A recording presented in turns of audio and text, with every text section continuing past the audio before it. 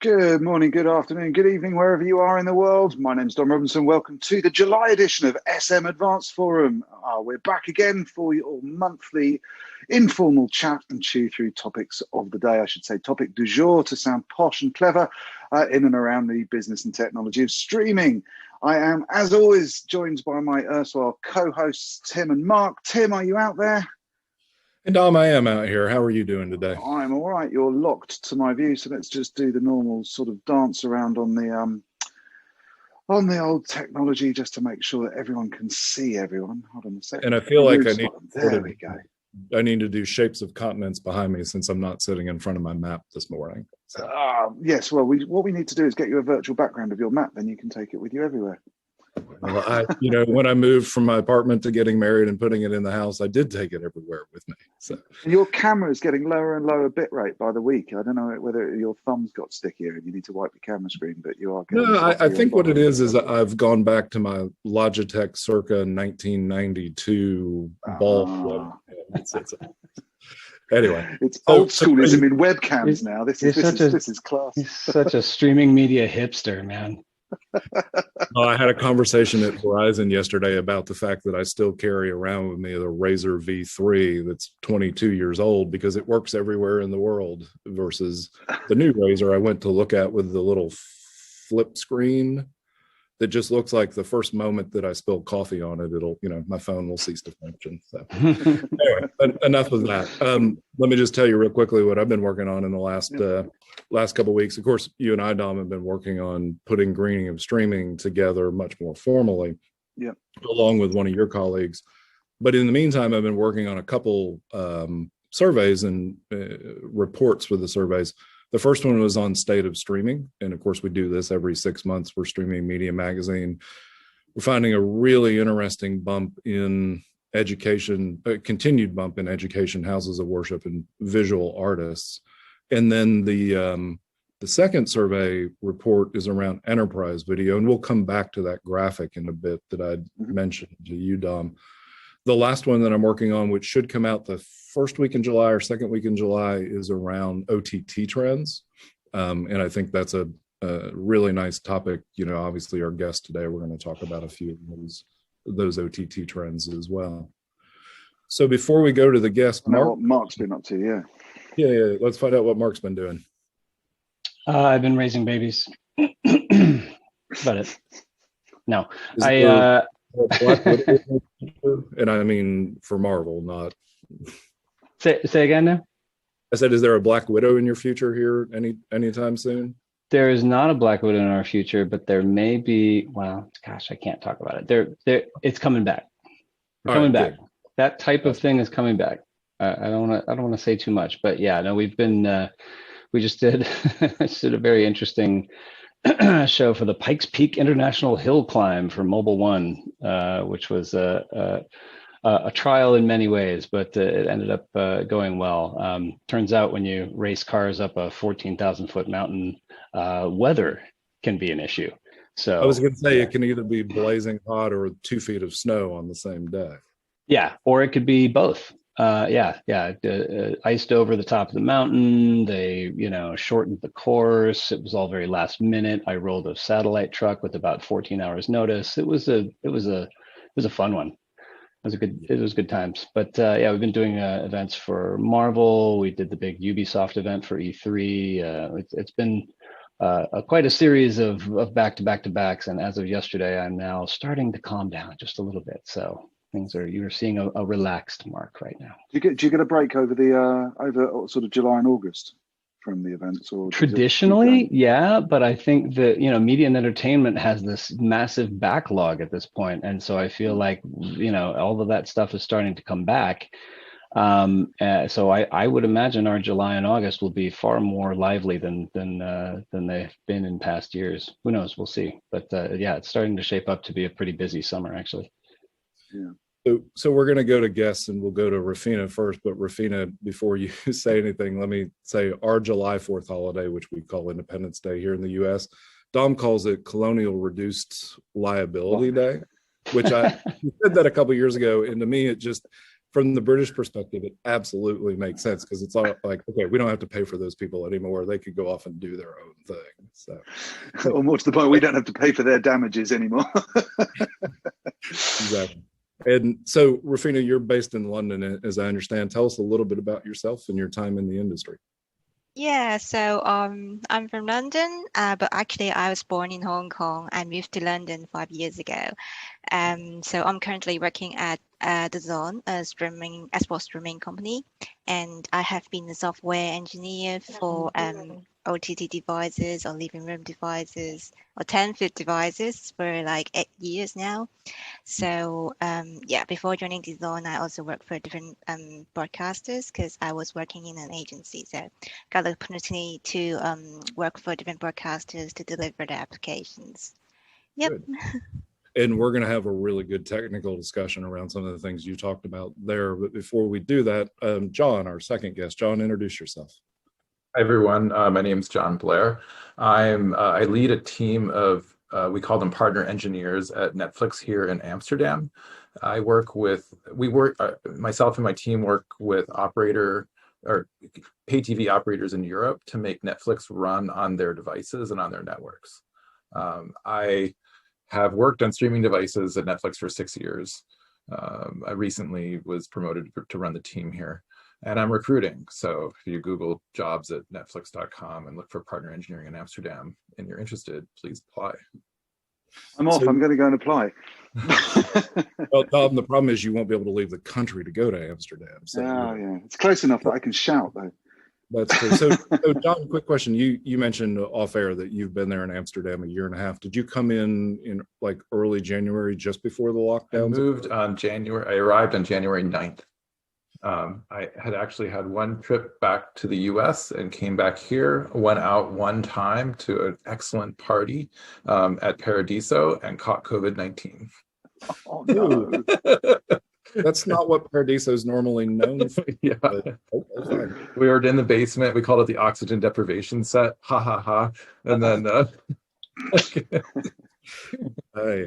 all right. Well, moving on from that. So one of the things Dom had posted in our topics was what he calls 10-foot devices. And I'm assuming this doesn't mean devices that are 10 feet tall, although we may get to TVs like that eventually. These are what we would call the lean back devices in the living room. Is that correct? Exactly. Yeah, it's our preferred term at Netflix is 10-foot devices, but that's kind of US centric. So lean back, maybe 3-meter device that catches on someday. It's good metric. Yeah, exactly. Living room devices. You know, one of the funny things is I got married at the beginning of the pandemic, and I have a kindergarten and first grader. Trying to get them not to go touch the screen when they want to show me something on Netflix or Alana of Avalor on Disney Plus is really difficult, because in the old days with CRT, you could hit the screen no problem.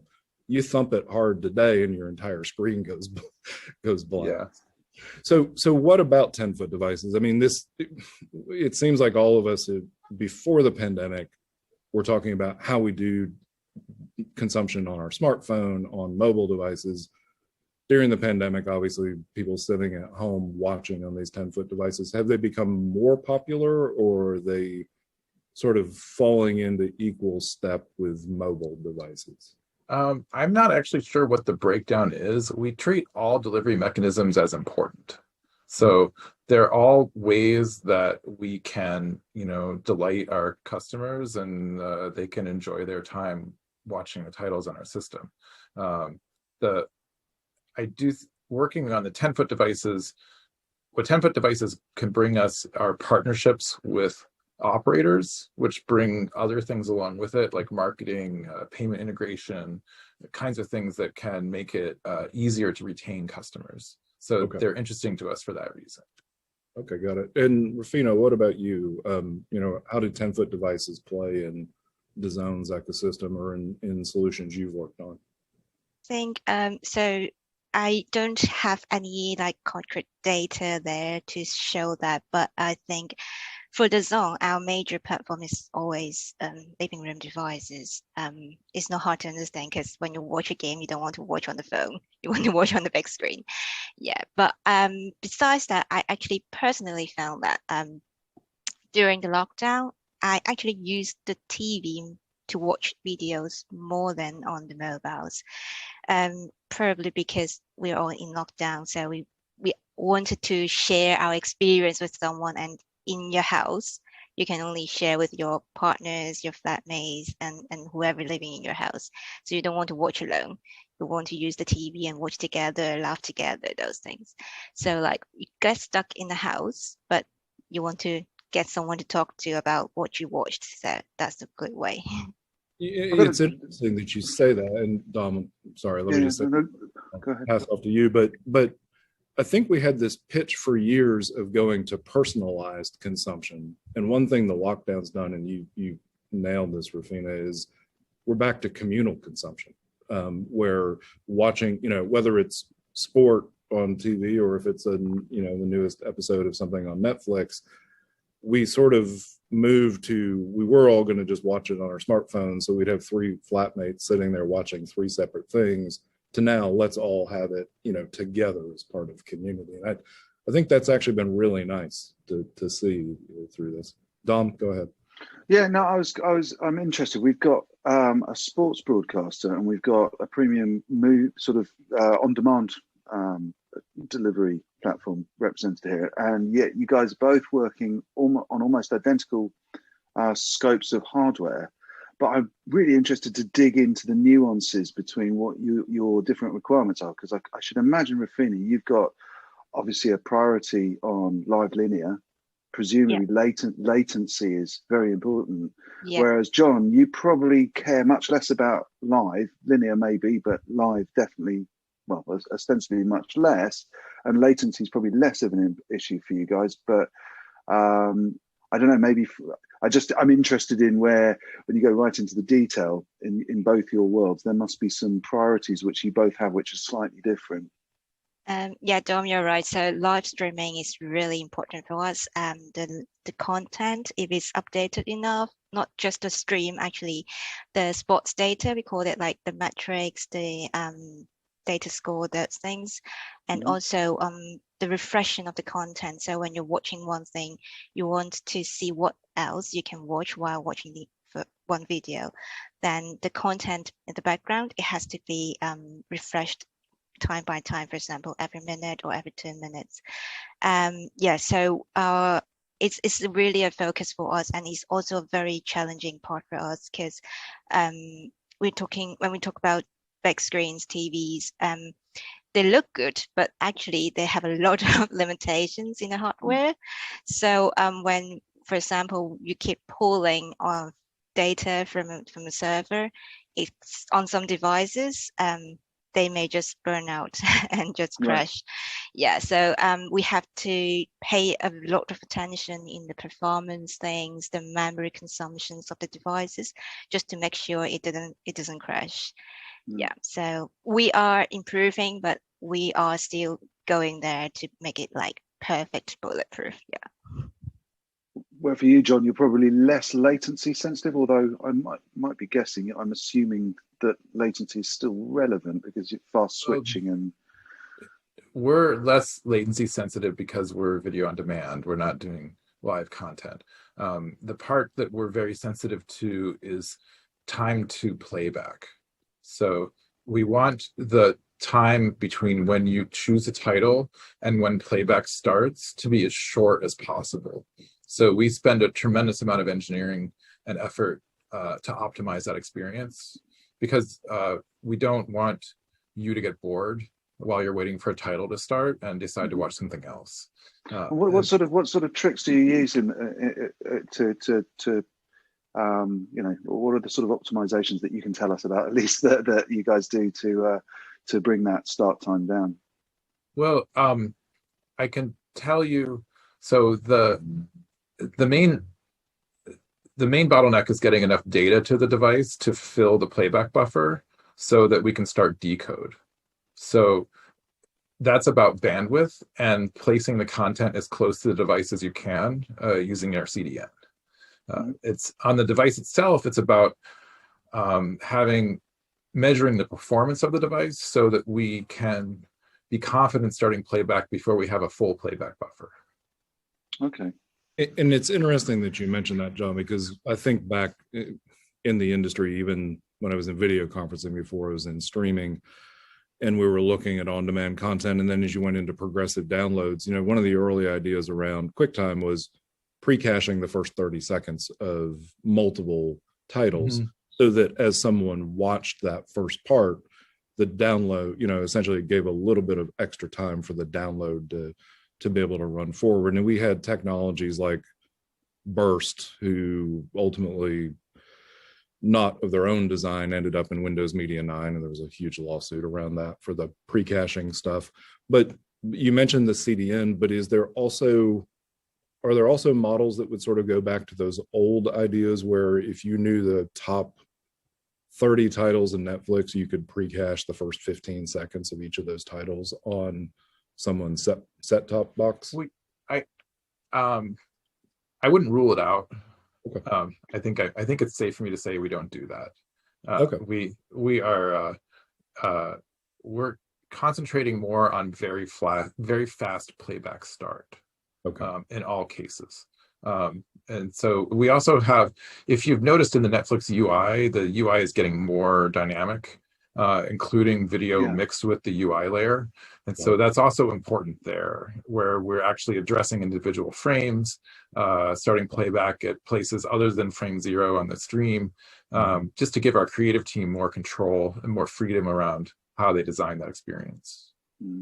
And so that's interesting, Dom, in terms of parallel to what DAZN's doing with the Gamecast stuff, because that is ultimately synchronizing multiple layers. Streams, So John, one of the big technical issues with HLS has always been, as you said, you got to fill the buffer. Typically, you're filling it with 3 segments before you start playing. And the trick people tended to do in the past was do the lowest common denominator to get the buffer full, but then that resulted in the first 10 seconds looking really crappy, and then suddenly it looked better as everything sort of evened out.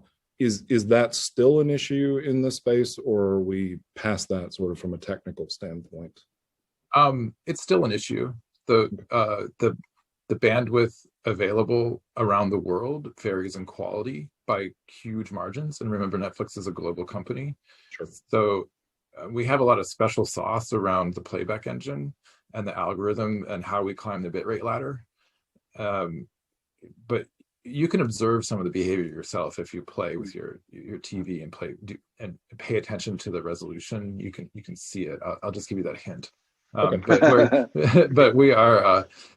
You may see, for example, the first title you play takes some time to find the right resolution for the bandwidth available to you, but then after that, it'll be locked on. Yeah, nice.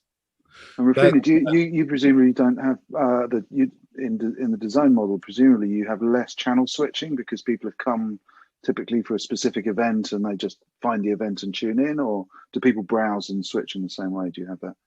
Yeah, we actually it's more like browse and switch way. Okay. So the app itself is when after you signed in, it will first autoplay a video at the first content available in we call it rail, just a bunch of contents there.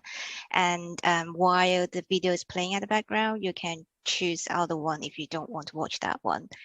You can even go to something like EPG, a schedule page. So to see, like, maybe at 6 o'clock today, there will be a football match, then you would just go there and have a look, and at 6 o'clock you can just press and play it. Yeah. So along those lines, one of the things that in sport probably 20 years ago with television, of course we had picture in picture, so you could actually watch 2 games at the same time. Is that something that consumers are sort of asking for, especially when you get like the Copa that's going on in South America and the Euro Cup that's going on in Europe, to be able to monitor multiples at the same time? Yeah, so I think we are not doing that at the moment. We wanted to do something similar to that, but not in like next quarter, because there are a lot of challenges in the devices, as I said, like does it support 2 video streaming at the time? That's already a big question for us. Yeah, and we know some devices they support it, but like not all the platforms we're supporting will support this feature. So it's still in investigation. Yeah. So that's one of those things that you'd have to have it across at least the majority of the platforms that you deliver to before it would get rolled out. Yeah. Okay. Yeah. Okay. So Mark, one of the topics that we talked about at the top of the hour was this Glastonbury issue. And I know you said you were going to take a little bit of time and look at it. Have you been able to look at that? And of course, Dom and I can talk some to it as well.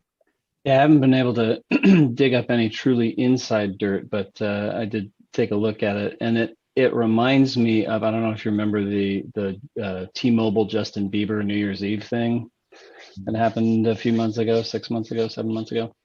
And it's it all kind of, anytime something like this with a very large entertainment event that goes awry happens, it usually points back to pay-per-view or access control or something of the kind, and the load balancing wasn't done, and the procedures weren't clearly documented, and it all kind of stems back to what I think is pretty simple stuff. I mean, it's kind of large event streaming 101. And I think, it points to the same thing that happened with the Bieber thing, where, in that case, there was this little company called Moment House that was a bunch of USC dudes who leveraged some very small Korean company who had some experience doing, events with K-pop bands. And they stepped in to do this very large, massive event with Justin Bieber that had, hundreds and hundreds of thousands of people wanting to watch. They'd never had any experience with something of that size before. And clearly they just didn't have their I's dotted and their T's crossed, and it failed miserably. And so this, it's the same thing here. It's this company called Drift, and they relied on a partner that is strangely not revealed in any of the press about the Glastonbury failure. I can't seem to find out who that partner was, but they're kind of pointing the finger at the partner, and rightfully so, that their technology failed. But again, if I were someone on the Drift team, I would have been making sure that we had some steps in place that I would consider table stakes for an event of that size, like, an actual war room with actual engineers from that partner company sitting in the room, ready to, rewrite code, ready to, pull code changes out, ready to, roll things back if need be. And then there should have been a nuclear option. There should have been let's get rid of all access control and dump this into a free player at the very least to, save the user experience and do right by the people who tuned in to watch this thing. So anyway, I could talk all day because it's a bit of a pet peeve of mine, but yeah. I think the interesting thing about it is that the sense that something was set up specifically for this big event, and actually that worries me. We work with various people in the call and so on, but one of the things that's really important, especially if you're doing a lot of high value live events, is that the platform is stable and established, and you've built it up. You don't set it up the weekend before and give it a couple of tests waving at a camera and then declare it ready. It's just never going to, what Rufina, you guys do 40, 50,000 events a year or something. You can't invent the workflow every time you're from scratch, every time you've got a new special event just to make the event organizer feel special, because it will go wrong, I think. Well, I don't think it was to make anyone feel special, and I think the delivery platform was probably rock solid. I'm not sure who the CDNs were, but it was the access control, and there aren't a whole lot of big players in that space, and those that are don't do things like revenue shares and stuff like that. And so if you're Glastonbury and you're this company called Drift and you're coming in, you probably want to do a rev share. And when they're saying in the press that they didn't make a cent on it, it's because they didn't make a cent on it because their rev share deal relied on it actually being successful. Yeah. So, they weren't doing it out of the kindness of their hearts. Well, that brings up another big event that happened in the last month, the Logan Paul Mayweather fight. YouTube influencer versus a really good boxer. And the rev share was tied to so Mayweather said before, I'm going to get paid more for this than I've been paid for other fights that I've done. because it was all based on the number of people who had paid to watch it. If you get 20% of those who suddenly can't go through the access control and you have to give it back, it doesn't just impact the companies in the streaming space, it impacts the entire model of being able to do it, to sort of attract these big events into play.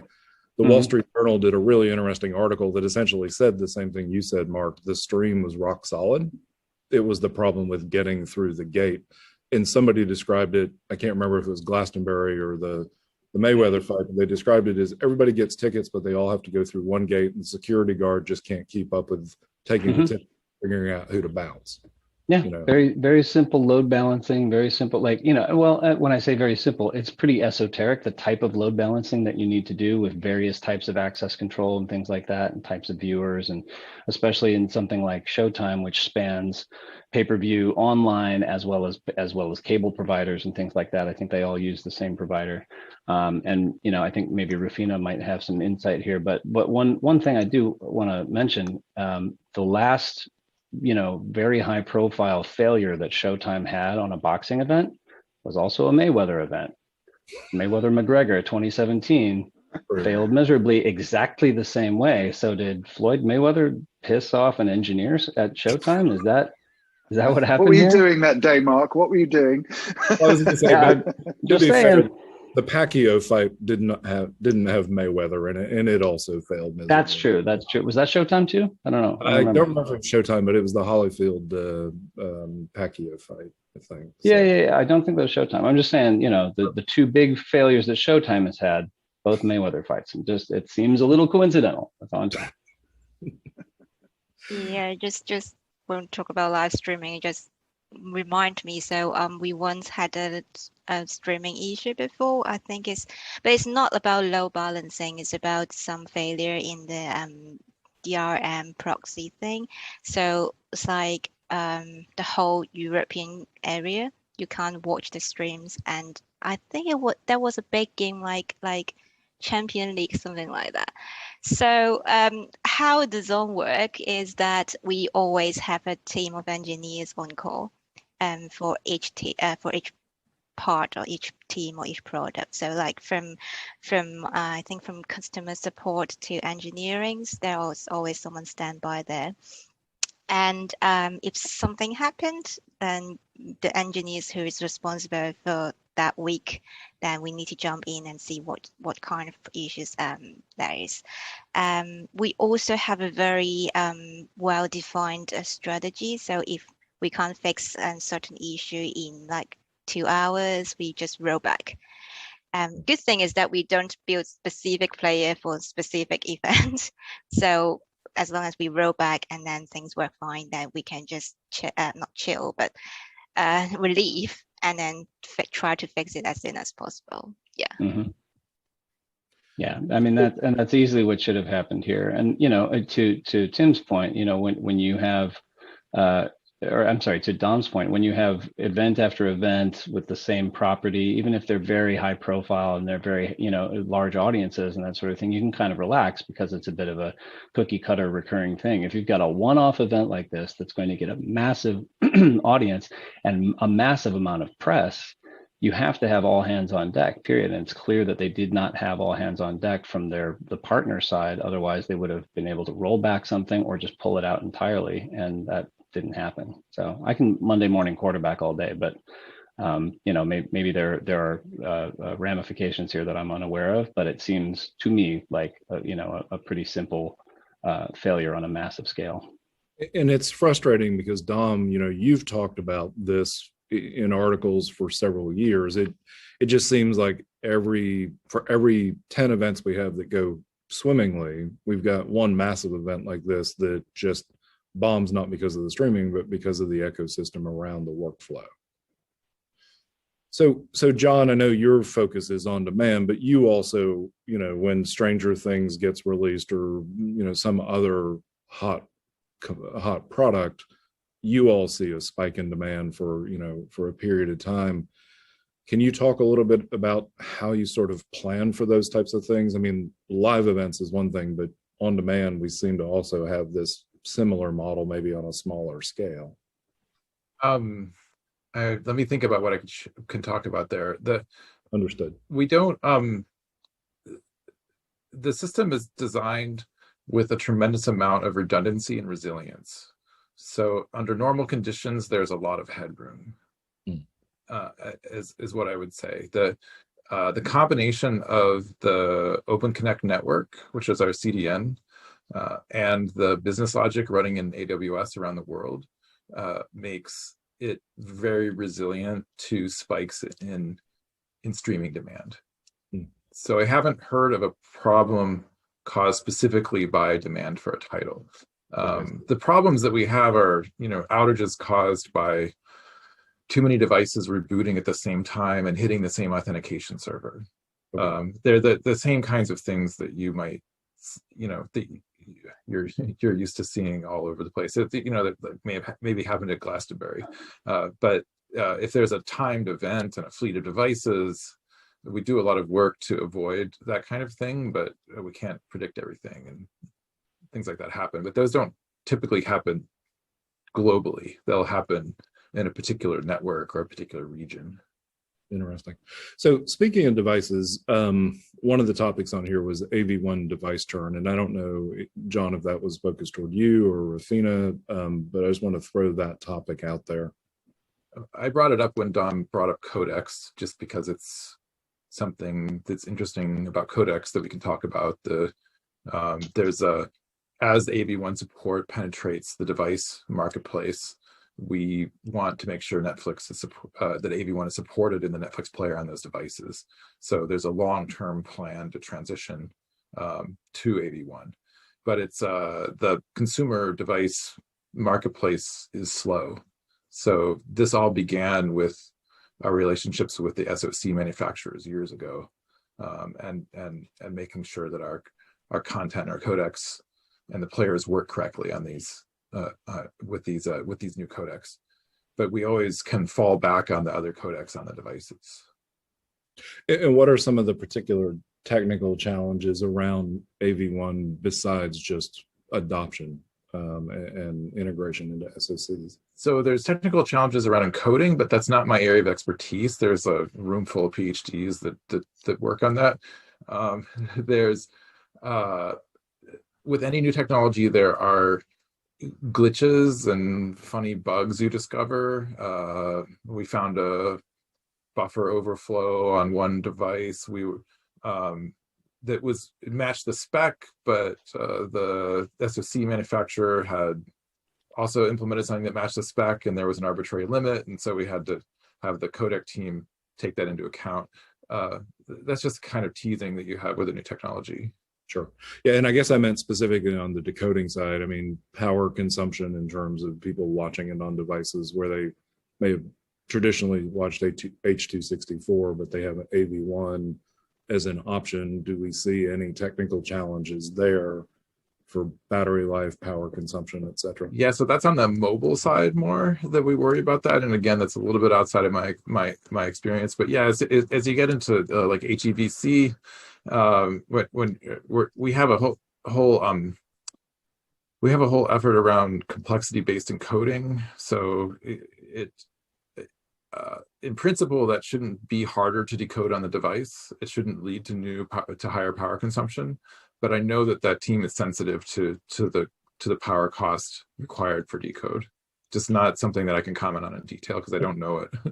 That's fine. Rufina, what about you all at DAZN? HEVC, AV1 support, sort of challenges there as well?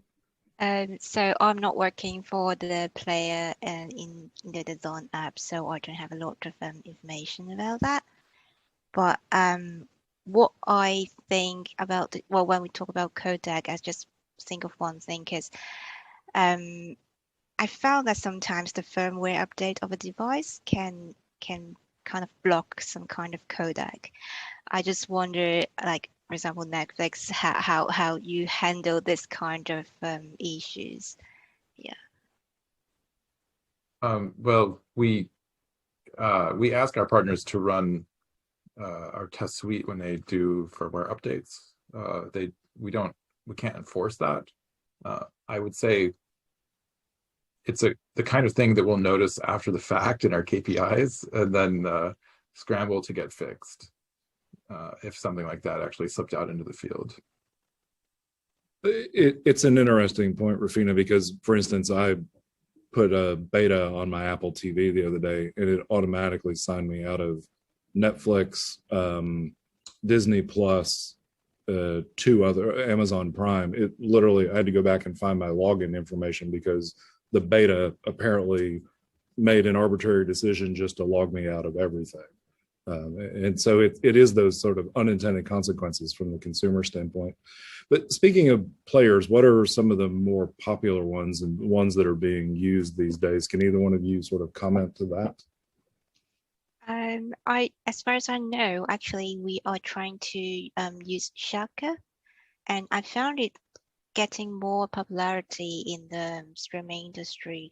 I'm not sure why yet. I haven't have a deep look in the Shaka player, but what I heard is more and more companies, they try to use Shaka. A reference, isn't it? It's a bit of a reference player in some ways. Yeah, maybe. Yeah. So, and it seems that it can support quite a lot of codec on different devices as well. So, yeah, I think it may be a translator. Interesting. If there was some sort of question for both of you, really, if there was a magic wand and you could irresponsibly just demand something from the SoC industry, from the hardware industry, are there any big sort of things that you think are stopping progress, that if you yourselves could just say, right, just stop messing about MediaTek or whatever the chip manufacturer is, and just make me a chip which has this capability because I've been working around this problem, or add this capability and it'll simplify my life? Are there any limitations that you're seeing out in the hardware that you think, oh, that would just make life simple if they just do this? Is there anything that's comes to mind? If I could wave a magic wand and replace all of the OpenGL GPUs with Vulkan GPUs, just like that, that would be really awesome. Oh, that's cool. Yeah. I'm gonna have to Google that. GPU is one thing that like definitely should be changed. Yeah. And I think for me, and besides that, I think it would be good for all TVs or devices having the same like firmware, like Android or iOS is just uniform. So when we develop an application, we don't need to think about, oh, Samsung ties in TV, they got a different API, LG got a different API. Yeah, so right now what we have is that we have a common interface just to integrate for different platforms, but still there's an interface there, and there's always memory issues there because you have an additional layer there.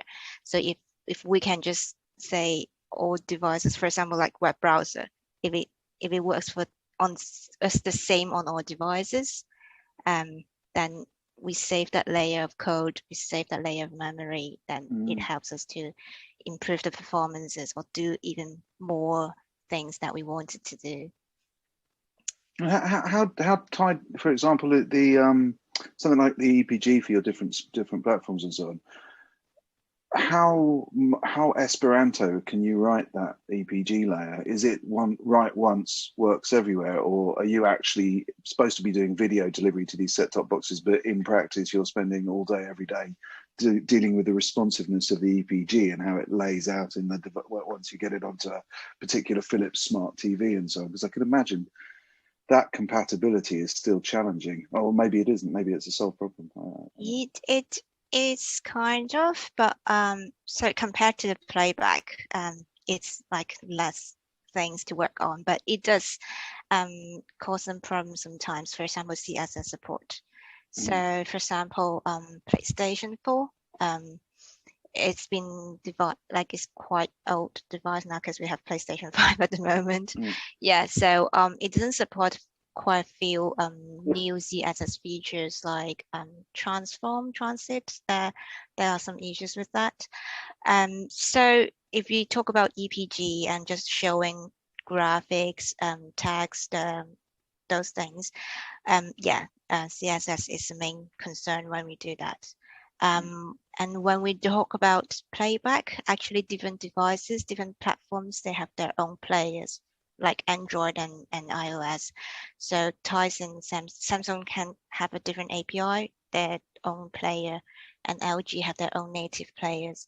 So when we develop an applications with the playback, we actually need to check whether the application is on Tizen, so we use the Tizen API, and then on LG we use the LG API. Those kind of work is like you did the same work at the end, but you double the amount of work. Mm-hmm. Yeah. How about you, John? Is you the EPG space? Is it? So by the EPG, you mean the electronic program guide? Yeah, is that what you're talking about? Guide. So for us, it's the gallery, the UI. So we render directly to OpenGL. So when we're certifying a device, we're just verifying that the graphics primitives all work correctly. So we're looking, the tests are doing things, crazy corner cases, like we're going to resize this video to a different aspect ratio, we're going to render it half off screen, and then we're going to put a bunch of surfaces flying back and forth across it, and we're going to measure the frame rate. So that's an example of a test. Okay. and so we just want to make sure that these arbitrary limitations don't exist, so that when the creative team is designing an experience, they don't have to worry about it. But we're yeah, it's a solved problem because we're rendering directly to the GPU. And what about this? You mentioned you'd swap OpenGL for VulcanGL. What's the secret sauce there that makes that motivating? GL is getting a little long in the tooth. So there's just some things that we can do more efficiently in Vulkan. The more I bring it up more because we're leaning forward. It's always hard to choose an API and stick with it. So until a few years ago, we actually the SDK that is the Netflix app could render on a simple direct layer or render on OpenGL. And we had to do that because of the diversity of what was available in the marketplace. There were devices that didn't have GPUs and they would implement SDL. But that held back what we could do, because then the UI had to be designed. The APIs had to use the lowest common denominator between SDL and OpenGL. But now we're looking forward to Vulkan, and we would like to not be caught in the same situation where we're really just rendering to OpenGL and translating it. We want to be able to render to all of the features that are available on all the new GPUs. Interesting. There was a moment of flashback for me when John was describing some issues and Rufina was describing issues. When I helped Adobe do testing around Flash Player for mobile, it wasn't just a Samsung device, Rufina, it would be which Samsung device. So you had the Galaxy 2 had one thing, the next version had a different, and then if you changed versions of Android, it potentially would change the player as well. And having to do those edge cases John was describing and measure frame rates, highly frustrating experience. I was so happy when they were like, you know what, we're getting rid of this scenario. But it sort of begs the question of, we've had multiple iterations of Android TV and Google TV and of course Apple TV. Do you all find that there are unintended consequences, not just with firmware upgrades, but with new hardware that's sort of called the same, where a consumer might have had an old Sony NS1 Google TV, and they hear that you support Google TV, and yet they go try that and it doesn't function, or consumers sort of keeping up with the newer devices and you're having to catch up with them? Does that question sort of make sense? In other words, is there a long tail, or are you actually having to deal with bleeding edge, or both? Yeah, so before I worked in the zone, I found something interesting because I worked for like different broadcasters and they would share statistics with us. So for example, in UK, actually like some of the major devices people are watching on are some devices in 2012, 2015. So it's not the newest devices we need to catch up, but it's the older one we need to catch up on, and that's usually the challenging part. And and also like from the business point of view, they can't just say like, we cut it off. We don't support those because it takes up like 40% of their audience populations there. Yeah. I can imagine that. We still run an awful lot of Windows media for financial news services. I think we're probably one of the largest live Windows media producers out there, and it's just impossible to turn it off because of legacy and so on. I was thinking actually the other day I booted up my boy's Wii, and I had forgotten it had a Netflix app on it, and I tried to play Netflix, but it came up with a flag saying this service has been discontinued. Please get a better one of the few devices that Netflix has been deprecated on. It's very rare. Yeah. But yeah, we decided to stop maintaining that. It's SD only, and not it quite. I mean, it's pretty old by now. Must be quite fun though. Do you get your hands dirty with some really old tech? Then there must be some stuff that. I try to avoid it. Valve-driven Netflix. Well, John, I've got a Sony NS1 that I can bring you to Amsterdam the next time I come, so that you can feel the old Google TV pain that we had. So I think the oldest devices that we support are, at least with the that I'm still supporting in the field, are based on Intel Groveland CPUs. So these are, in many cases, 10-year-old set-top boxes. They're quite large, quite chunky. But we did the engineering to integrate on one of them a couple of years ago because it was, 500,000 households, and it was worth doing. Wow. Yeah. Well, we talked about sort of the limitations of smart TVs, and I think Rufina, you were saying, that it reaches a point as it's trying to refresh that it just crashes. Do you find consumers, and I know mobile is separate from set-top boxes, but it seems like consumers, if they can't get an app that works on their smart TV, they'll go to their phone or tablet, start to stream it there, and then cast it to the television. I see that anecdotally, but is there sort of data around that a third of the people who watch Netflix on a big screen TV are actually casting from their mobile device, or the same thing for DAZN? Sorry. John, no, go ahead. Go ahead. I was just going to say I can't answer that question. Okay. So for us, I think we don't get I don't think we get a lot of numbers of casting. I don't have the exact numbers, but from what I heard, I don't think we have a lot of casting at the moment, but it's growing. And I think from just my personal experience, if I usually actually start with casting instead of just go straight to applications and start it on TV. It's also because on mobile, it's easier for navigations. A downside for TV applications that there are limitations in controls. You just have remote controls there, and you usually need to go through several steps just to get what you want to watch. For example, like even Netflix, I need to start the applications, and then I need to choose on the screen what content do I want to watch. But on mobile, I just need to start the app, scroll through everything, wipe everything, and then found one and just cast it. So usually I did the other way around. Yeah. And I wrote this article about my frustration with ESPN and the Euro Cup, because it's so much easier for me to go to the app and find the game rather than going to my Apple TV. And it seems like every third time it wants me to reactivate with my service provider. Just casting it works. I just know I can't really touch my phone during that period of time and do anything else. And so I had that problem. I've got the Disney Plus app on my phone, and we sat down to watch some movie. And if you're watching a family movie and casting it, you're stuck there until the end of the movie.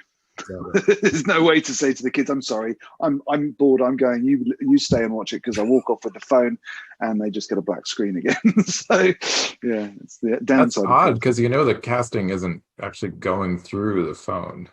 I think it's still needed to keep the session maintained. Keep the session up. That's the big issue. So I'll try John, it again. Maybe it was just the Wi-Fi wigged out at the moment I walked out. But yeah.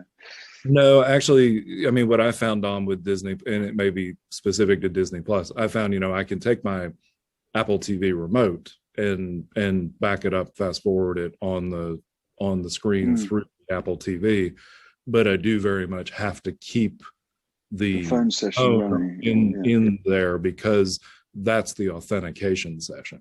Yeah. When you say that, I remember like when I use my Chromecast to cast YouTube videos, I actually can navigate it, like fast forward, rewind it with my TV remote control. Yeah. I think that was something that I couldn't before.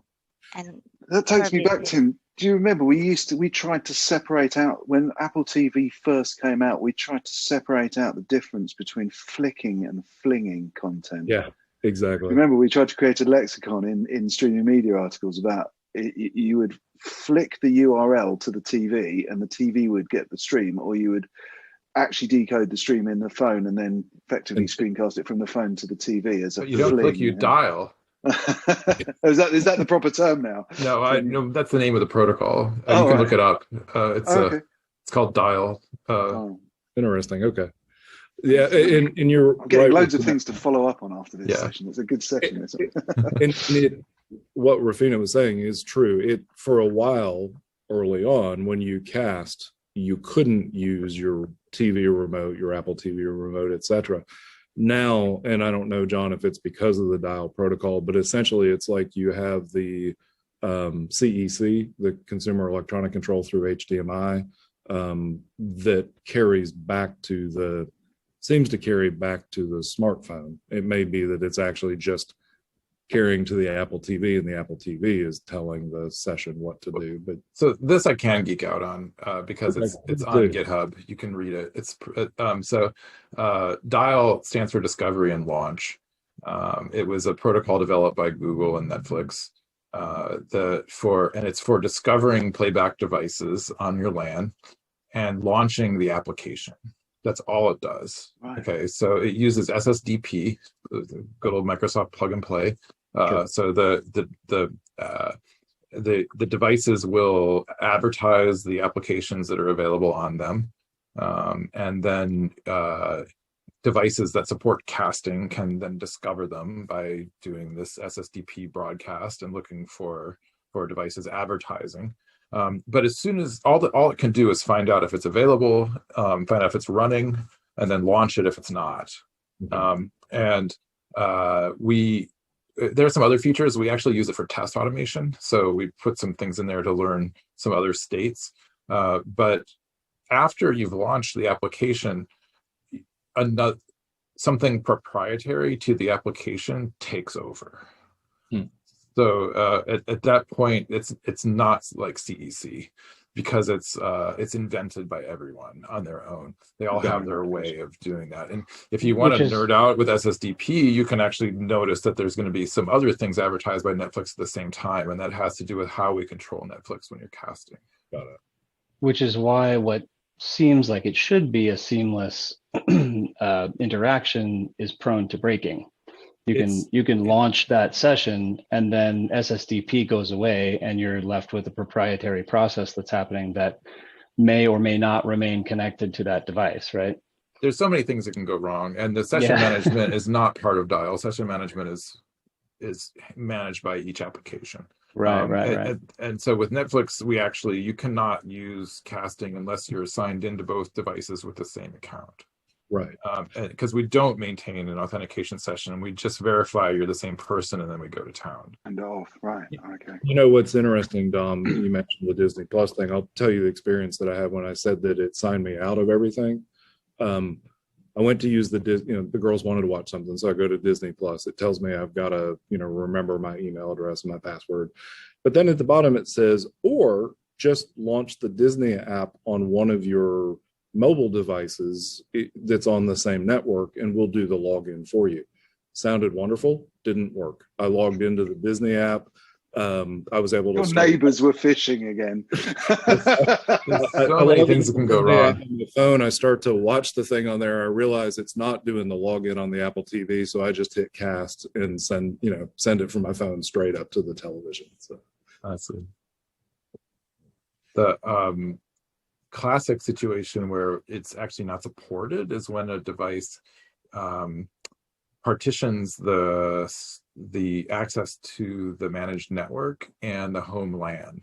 So Netflix may not be running on your LAN on a particular set-top box because it's using QAM, it's using a separate VPN or managed network run by the operator that just doesn't have access to your home network. Fair point. It was just fascinating that Disney said, here's what you can do to make it easy. And then when I try it, it doesn't work. Now, I'm enough of a geek that I'm going to go back because I just refuse to log in. I'm going to make it work. So I may be tearing the system down at the house for the next 3 days over the July 4th holiday to figure out why it won't let me log in through the way that Disney describes. I mean, we go to great lengths to stop you from being logged out because we know how hard it is to sign back in on a TV. But Netflix has a feature like that now. If it sees that you're on a LAN and it sees a Netflix app, it will let you sign in through that app, and you can scan with a QR code. We've done a bunch of things so that you don't have to type in your password with your remote. Good deal. Dom, we got just a couple minutes. I know you had a few other topics. Well, literally, we're down to 3 minutes. We are down to 3 minutes, yeah. Should we talk briefly about the outages on the CDN side and then sort of go? I sort of dropped them into the list because I guess everyone's got different strategies for dealing with failover between CDNs, and I think it was interesting that two of the major CDNs had hiccups over the last month, despite the last 2 years at the Content Delivery Summit, everybody harping on about multi-CDN strategy to give them resilience. It exposed some interesting things because actually, as far as I can work out, that while there was some configuration issues that caused the Fastly outage, what that really did highlight is most of those companies, I believe, think they had multi-CDN strategies. But I think what they did was had several CDN contracts and used one for doing the UPG, one for doing the live streaming, another one for the VOD. And this was the idea of multi-CDN. So when it went pop, there wasn't actually anything to fail over to. That's the impression I've got at the moment, that multi-CDN is being ticked as a box because some multi-CDN vendor has come in and said, you must have multi-CDN, but I'm not actually sure how well multi-CDN strategies are being implemented. And given John and Rufina's tech is right out at the consumer space and requesting access to those CDNs, I just wondered if you've got just a couple of minutes thought on that space and on continuity and resilience in delivering these premium streams.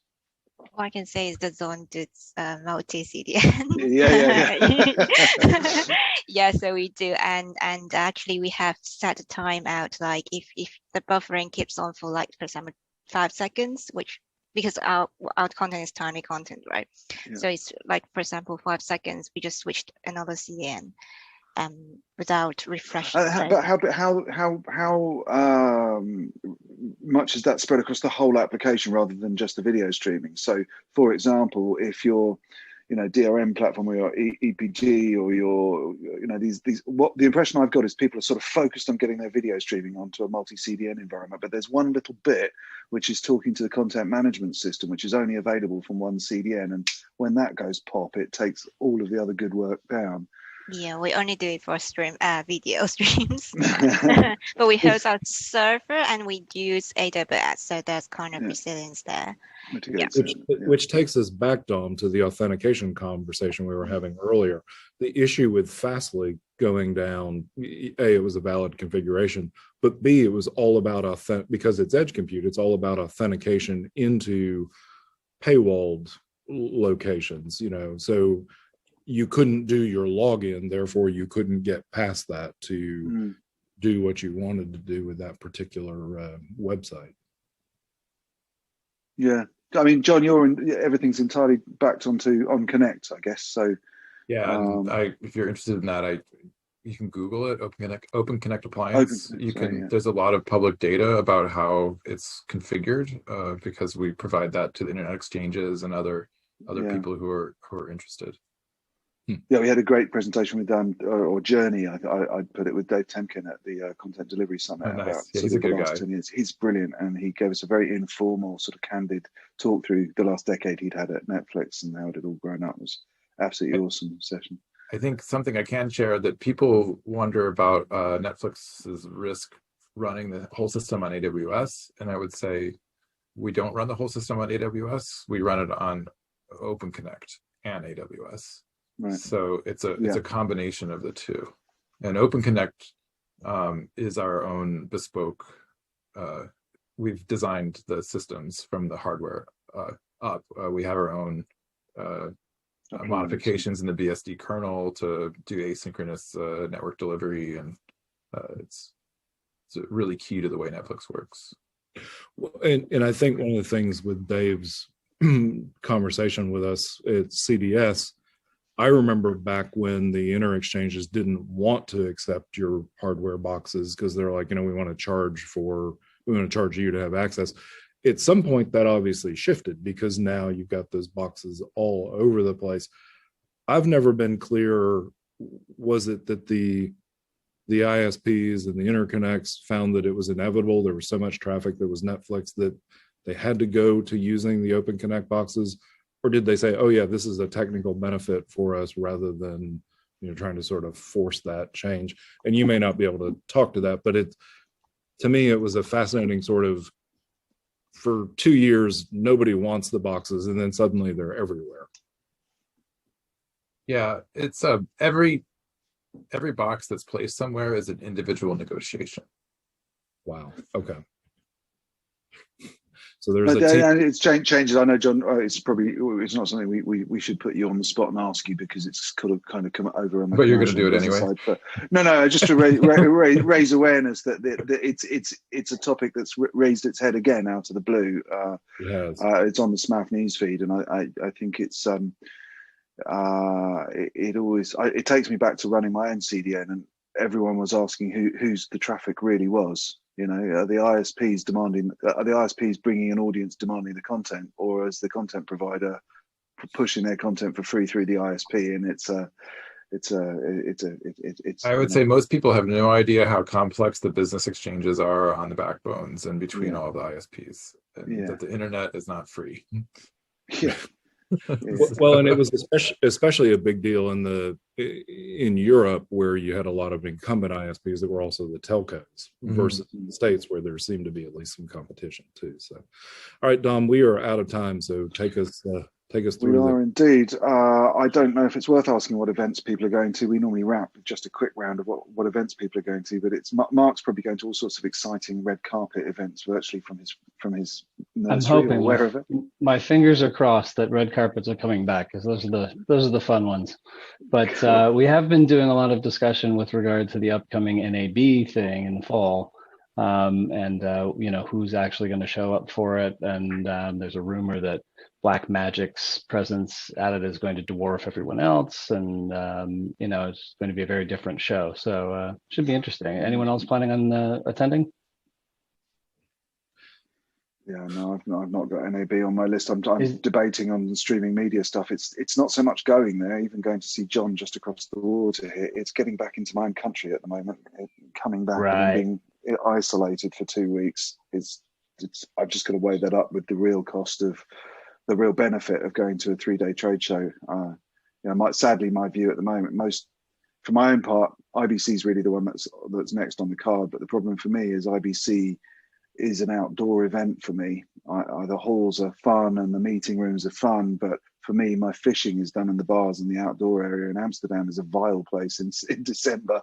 It's just really cold and sleety, and it's actually worse than England. So that's making me hesitate at the moment, which is a real shame, because I feel like a bunch of people went to MWC this week and they sounded very exciting, but in practice, I'm not really sure that there was much talked about apart from ORAN there, and it just went out everywhere. Everyone was talking about ORAN, and I think we're going to see that from events, a bit like the Black Magic thing. The few people that go will be the talk of the town. Yeah. but I'm not sure whether it's really worth going to go and talk about magic cards with people in Vegas for me. I'll be at IBC Yeah, this year. hence the debate. Yeah, John, it's easy for you. Yeah. Up down the street. I'll ride my bike. I can't say I'm not envious, John. Rufina, what about you? Are you any trade show events, virtual or in person? No, not at the moment. I think nothing in the line yet. I was going to join a React Summit, but I think they are reorganizing it because of the we were still like in the pandemic during the pandemic, so I keep an eye on that one. Yeah. I just noticed that we've got some questions in the chat room that I hadn't noticed. I wasn't looking at the chat room, but Loki's been in there. I might just paste them into the chat room, and how do we? There we go. Saying which Loki? Because I watched Loki yesterday, and there were two Lokis in it now. No, there's Loki Dupont who's on with us a couple of weeks ago. Sorry, I'm kidding. So I don't know if I've just dropped them into the Zoom chat room. I don't know if there's anything you might want to comment on as a last comment, John or Rufina. They're kind of from topic from about 15 minutes ago. I think the thing that helps us support older devices longer is more the commitment from the manufacturer to keep up with changes, even on old devices, because there can be surprises. Microsoft made an update to their secure time server for PlayReady and broke a bunch of devices in the field. And some of those are on unsupported firmware, and they just have a certain percentage of playback errors now. And so that's I think that's more important than about the low-level integration. And I think that leads into the second question, the one that Loki asked. When you look at things like Chromecast, where the device is restrictive in terms of error handling and debugging, that's sort of a separate issue, but somewhat also the same. I don't know if John or Rufina, you all want to comment any on the sort of technical issues with Chromecast.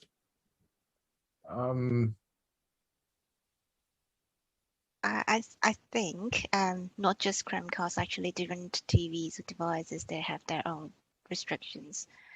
So debugging is always a challenge for us developers to develop an application. So thankfully, there are some tools that use WebSocket IO or plugins like this, so we can do a hack during our development and get the logs from the developing applications there. So we can't overcome the restrictions, but we always try to find a way to work around with it. Yeah. And let me ask sort of a future-looking question, since we're running over just a little bit. HTTP 3 with Quick. Obviously we've had HTTP 1, 1.1, 1.2. Will that fundamentally change the way that we deliver video, or will it just be something that deals with sort of the consumer-facing portion of that? I think it's still like an unknown, because it also greatly depends on whether the devices we're working on support that one.